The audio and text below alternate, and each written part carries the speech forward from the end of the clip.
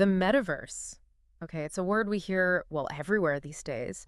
And if you're like a lot of us, especially maybe in learning and development, you might feel it's still kind of sci-fi. Maybe not quite a practical strategy yet. But what if the sources we've dug into actually show it's becoming this really tangible, impactful thing in enterprise learning? That's exactly right. And, our mission today is really to cut through some of that hype, the buzzwords. We've been looking at how immersive learning in the metaverse isn't just some far-off idea. It's actually delivering, well, surprising, measurable benefits. Benefits for you, the learner, and definitely for businesses trying to grow their people skills. Okay, so let's unpack that. When we talk metaverse, but specifically for like enterprise learning, what is that really? Our sources are pretty clear. It's not just, strapping on VR goggles to escape reality. Right. And what's interesting is how the sources frame it.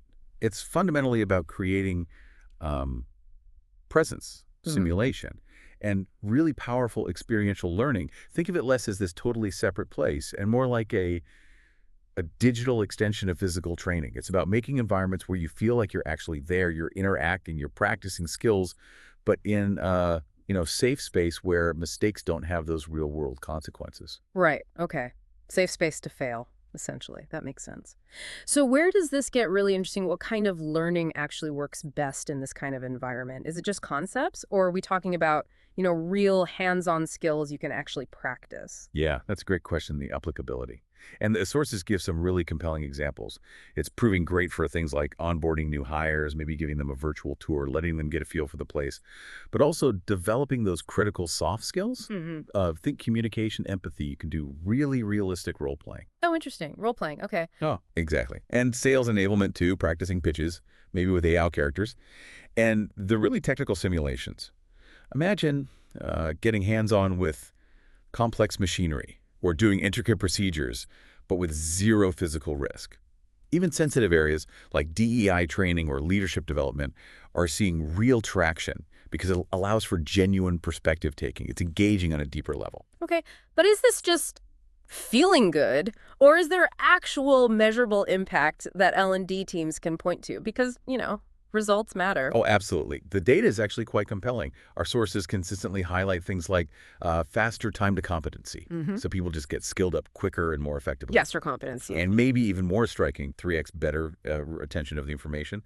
That's huge for actually building skills long term. It's not just about being active. It's, well, the sensory richness, the emotional connection. It seems to create stronger memories than just passive learning. It's like deep encoding. 3 times better retention. Wow. Yeah.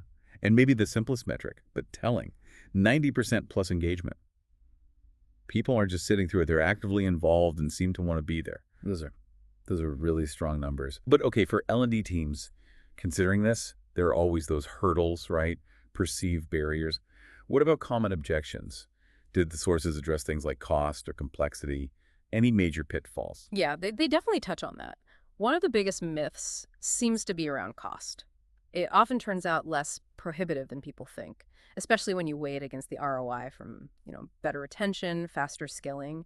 And another big one is this idea you need super expensive headsets for everyone. Well, it's a hardware issue. Exactly. But the reality often is there's no headset dependency. A lot of these platforms focus on ease of use across devices you already have, like laptops or tablets. It's really more about accessibility, making it easy to jump in. Now, sources do acknowledge there's an initial learning curve, especially for creating the content, and you need good instructional design. But the benefits seem to really outweigh those challenges. Okay, accessibility, ease of use. That paints a powerful picture of what's happening now. But what about looking ahead? What's next for immersive learning? And who's actually building these things? Well, it really takes a village, so to speak. Building these immersive systems needs this diverse mix of skills. It's fascinating. You obviously need the tech folks, 3D artists, you need developers, the people who actually build the worlds. But just as crucial are the instructional designers, making sure it actually teaches something effectively, and UX UI experts, making it intuitive. You've got writers for the scenarios, product managers steering the ship, QA making sure it all works. All cross-functional team. Absolutely. And looking forward, our sources point towards things like personalized learning companions. Imagine an AI tutor right there with you. An AI-led adaptivity, where the system literally adjusts to your learning speed and style. Plus, spatial analytics, using data from how you move and interact in that virtual space to understand and optimize how you learn. It's almost like having a flight simulator, but for, almost any professional skill. A flight simulator for skills. I like that.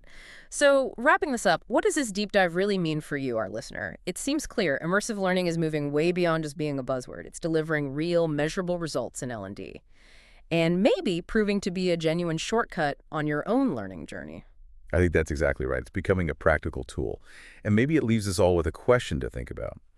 How might these kinds of personalized AI-driven learning environments fundamentally change how you approach developing your own skills in your career?